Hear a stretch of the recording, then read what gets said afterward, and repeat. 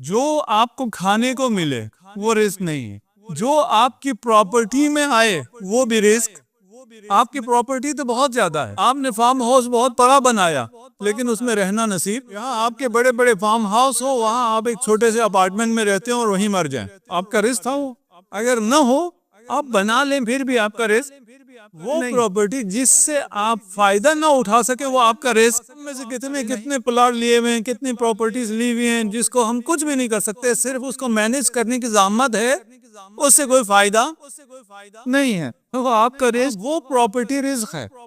جس کو آپ نے کسی کام کے لیے رکھا ہوا ہے، اگر کوئی مجبوری ہوتی ہے۔ ابھی اگر یہاں اعلان کر دیتے ہیں کہ ہم فلاں پروجیکٹ شروع کر دیا، ہمیں 1 کروڑ روپے چاہیے، ابھی سب کرتے رہتے ہیں ایسے اعلان، آپ کہیں ہاں یہ میں نے پراپرٹی رکھی ہے بیچتا ہوں، لا کے ابھی سے آپ کو دے دیتا ہوں، یہ رزق ہے؟ ایسا رزق کسی پاس ہے؟ یہ تو رزق ہے۔ آپ اپنے کسی کام کے لیے یا کسی کار خیل کے لیے ایسی چیز رکھیں جس سے خرچ کرنے کا حوصلہ بھی رکھتے ہوں، اور یہ روایت پیش کروں گا میں کہ رزق خرچ کرنے سے بڑھتا ہے۔ یہ کیپٹلزم نہیں ہے، وہ کیپٹلزم بھی کہتا ہے نا خرچ کرو، اسلام بھی کہتا ہے خرچ کرو، اسراف نہ کرو۔ اور میری بہنیں سن رہی ہیں، خواتین سن رہی ہیں، آن لائن تو پتہ نہیں ایسی ہو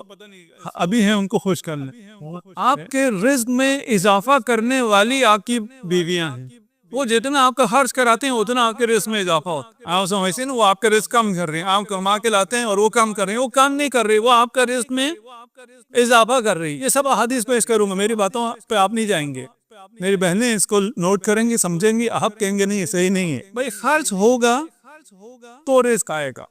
سفرہ داری، آپ کے سفرے پر جتنے زیادہ لوگ کھانے والے ہوں گے اتنا آپ کا رزق بڑھے گا، آپ کا رزق کم نہیں ہو۔ ابھی یہ ہم نے اپنی ساری زندگی دیکھا ہے، جب بھی تنگی ہوتی تھی والد صاحب لوگوں کو بلاتے تھے کہ تنگی ہے بلاؤ، لوگ آئیں، 2 4 5 نہیں، سینکڑوں لوگوں کو مہینوں کے لیے بلا لیتے تھے، تنگی ہے انہیں بلاؤ۔ خرچ بڑھنے سے رزق میں اضافہ ہوتا ہے۔ خرچ کب پڑے گا؟ جب آپ کی بیوی ہو، آپ کے بچے، یہ آپشن ویسے ہی نہیں ہے،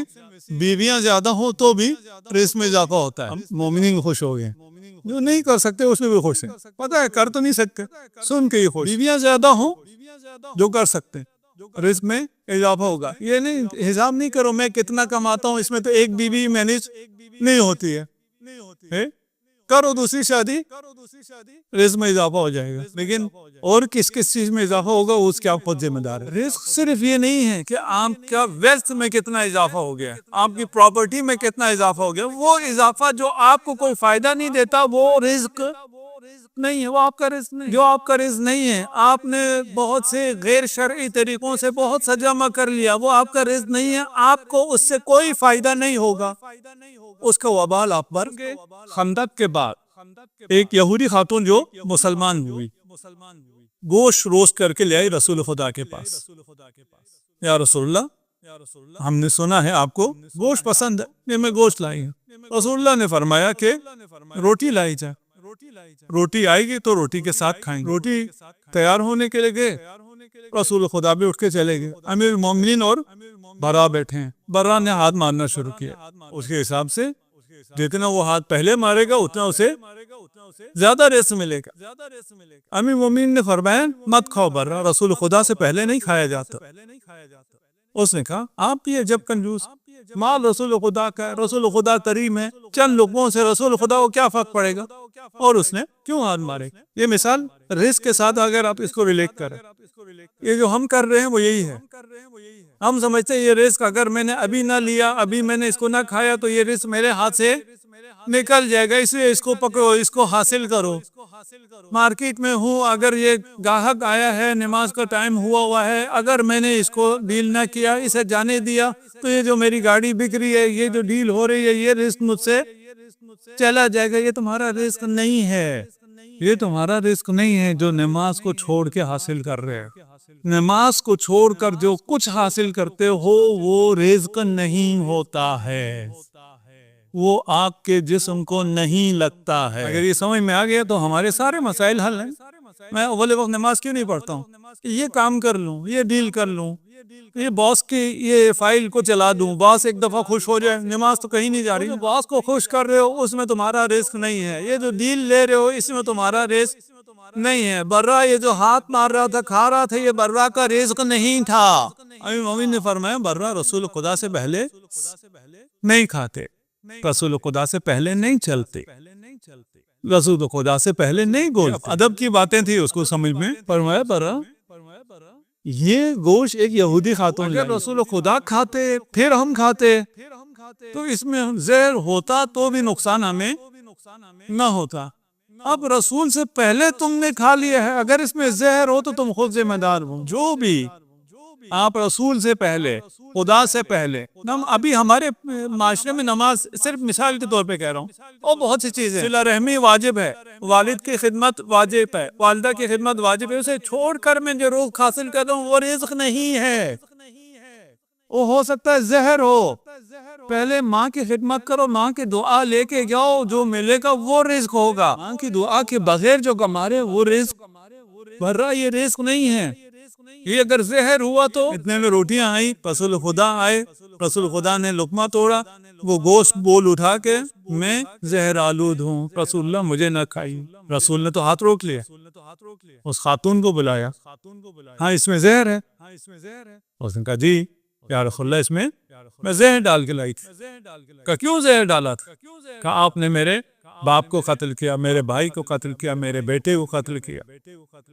میں نے کہا اگر اللہ کا رسول ہے تو اسے پتہ چل جائے گا نہیں کھائے گا، میری سچے دل سے اسلام لیا، اور اگر رسول نہیں ہے کوئی حکمران ہے تو میں اپنا بدلہ لے لوں، سلمان کو بلایا، مقداد کو بلایا، عمار کو بلایا، اور ان سے کہا یہ زہر آلود گوشت ہے، اسے بسم اللہ کہہ کے کھانا شروع کرو، ہم جو رسول خدا کے حکم سے کھا رہے ہیں تو وہ زہر آلود گوشت بھی رزق ہے، ایک ہی چیز ہے، ایک آدمی کے لیے زہر ہے، دوسرے آدمی کے لیے رزق ہے، اس کا فرق ہمیں پتہ چلتا ہے، ہمیں پتہ نہیں، ہم ہر چیز کو رزق سمجھ رہے اس کے پیچھے لگے ہوئے ہیں، اور ہمیں یہ بھی نظر نہیں آتا کہ اس نے زہر کھا لیا اور اس کو رزق ملا، ہمیں یہ نظر آتا ہے مارکیٹ میں یہ جو نماز پڑھے بغیر ہے اس نے تو بہت کما لیا، میری کمائی کم ہے، میں مجلس میں چلا گیا یہ 2 گھنٹے اس نے مجھ سے زیادہ کما لیا، ہمیں یہ نظر آ رہا ہوتا ہے، ہمیں حقیقت نظر نہیں آ رہی ہوتی، ہمیں حقیقت کون دکھائے گا؟ معصومین علیہم السلام، یہ حقیقت ہمیں دکھا رہا ہے، یہ عالم بالا کی باتیں ہیں، یہ عالم حقیقت کی باتیں ہیں، ہمارے لیے واضح کر کے بیان کر رہا ہے، تڑپنا شروع کیا، زہر کھایا، رسول سے پہلے کھایا تھا، اپنی ذمہ داری پہ کھایا، اگلے دن اور دنیا سے چل بس، اصحاب نے غسل دیا، کفن دیا اور جنازہ تیار کیا، رسول خدا کو بلایا، رسول اللہ صحابی شہید ہوا ہے اس کی نماز جنازہ پڑھانے ہیں، رسول اللہ نے فرمایا نہیں پڑھاؤ، کیوں یا رسول اللہ؟ اس نے علی کی شان میں گستاخی کی، جس نے علی کے شان میں گستاخی کی ہو اس کا نماز جنازہ میں محمد رسول اللہ نہیں پڑھاؤں، اصحاب نے کہا یا رسول اللہ اس نے تو مذاق کیا تھا، کم مذاق کیا تھا اس لیے کہہ رہا ہوں جنازہ نہیں پڑھاؤں گا، اگر وہ سیریس ہوتا تو اس کے تمام اعمال حبط ہو جاتے۔